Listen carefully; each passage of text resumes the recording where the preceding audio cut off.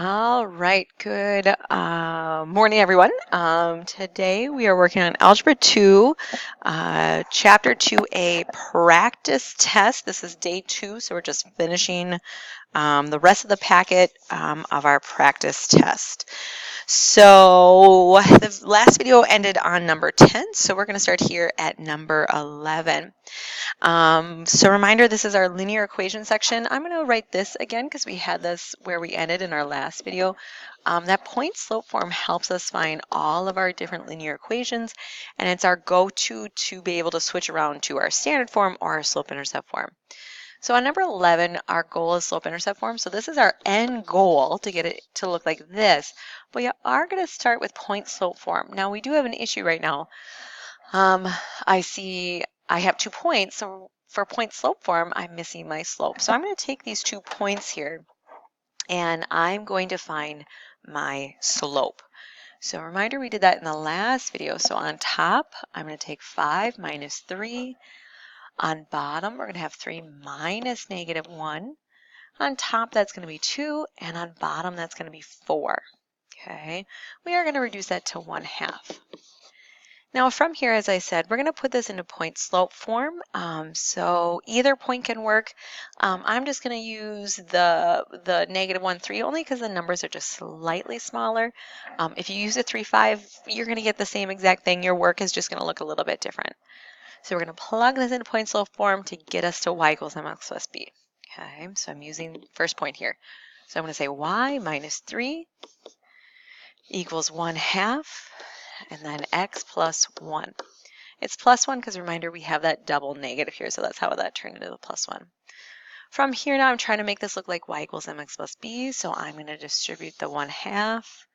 So I have y minus 3 equals 1/2 x plus 1/2.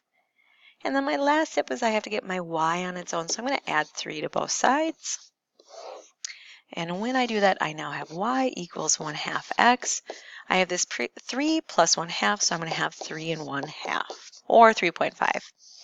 And there's our answer. So reminder, if you're given 2 points, you're going to find your slope, then you'll put it into point slope form, and then work it out until you have slope-intercept form. On this test, super important you read the directions. Am I asking for standard form? Am I asking for slope-intercept form? Or am I asking you to keep it in point slope form? So really read the directions on this part of the test. All right, our next section is when we were talking about parallel and perpendicular. And reminder, we had some rules about our slopes on these ones. So for parallel, reminder that our slopes are the same. Okay, so slopes are the same or same slopes. And our perpendicular, there's a couple things that happen to those. So our slopes, we call those, remember, opposite reciprocals. Now, if you're like Bayles, I have no clue what that means. Reminder, opposite reciprocal, sorry. It means you change the sign. And so if it's positive, it'll become negative, or if it's negative, it'll become positive, and you're going to flip your fraction. Okay. Notice both of these, we're going to put them into point slope form. So what we need to know is our slope and our point. So both of these, I've given you a point, but we need to find the slope. So this first one here, I notice it's in y equals mx plus b, so that means I know my slope. So my slope here is 2. And since I'm doing same slope for parallel, I don't have to change that, so I can go straight to answer. So I'm going to take my point here, so I'm going to say y minus 3.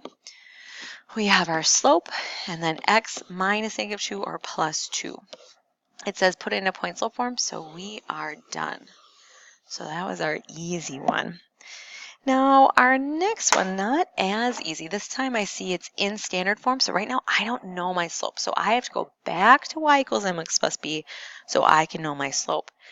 So what I'm going to do is I'm going to minus 3x on both sides. And then my last step is I'm going to divide by 4 on everything. So when I do that, I now have y equals -3/4 x plus 2. So now I know my slope. So my slope is here at -3/4. But reminder, we talked about for perpendicular, it has this thing that we talk about, our slope is the opposite reciprocal. So that means my perpendicular slope I have to take this, I have to flip it, and I have to change the sign. So I'm starting with a negative, so that means this one is now positive. Okay. So now I have a slope.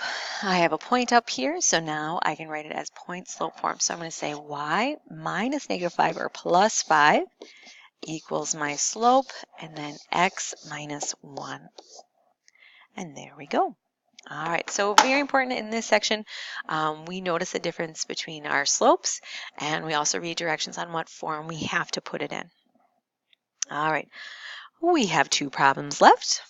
Okay, on this one, I'm saying I have this equation right here on a graph, and we have a second line that has this for a slope and this for a y-intercept. And we're going to write an equation, and we're going to talk about what these two, their relationship is, okay?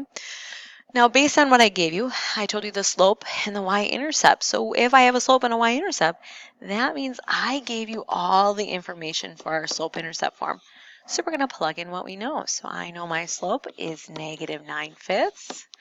And I know my b, it's whatever number is back here. So my b is -6 there, or -6. Okay, so that's our first answer. And now, if I compare the information between these two, I'm hoping everyone notices their slopes are flipped and the sign is changed. So we talked about this on the last page. This tells us they are perpendicular. And the reason why we know that slopes are opposite reciprocals. Okay. So on your test, you will have to know if a slope is perpendicular or not. Okay.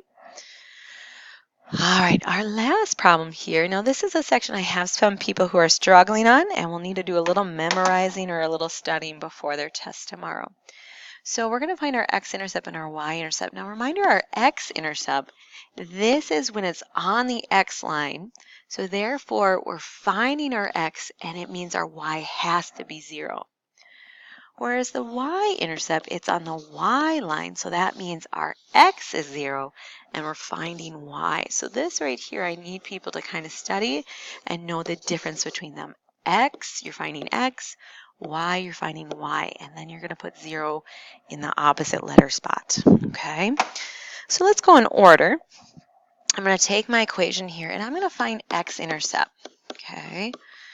So I'm going to take my equation here, and we're solving for x, so the x is going to stay as an x. But we see here we're going to plug in a y, or a 0 for our y. Double check, do these two things match? Are you finding your x-intercept, and are you solving for x? That kind of tells us if we're right or wrong. Now from here, we're going to use our solving skills. This right here, that's just going to turn into a 0. So I'm just going to be left with 3x equals 12. And then we'll divide by 3, and x will equal 4. So our answer is going to be x-intercept is 4, 0. Okay. Now our y-intercept, it makes sense that we're going to do the opposite. I'm going to write it down over here. Our x is 0, and we're finding our y. So this time I'm going to take my equation, and this time x is our 0. And we're going to solve for y. And again, notice these two things should match. I'm finding my y-intercept, and I'm solving for y. Okay. So this whole thing over here, I have 3 times 0, so that's just going to become a 0. And then I'm going to minus 12 from both sides. And then our last step, we're going to divide by 4. So y is going to equal -3. Okay. So in this section, we just have to keep track of what letter we're solving, and therefore the 0 is in the opposite letter. Okay. All right, so make sure you are looking at all of your tools to study, and good luck on your test tomorrow.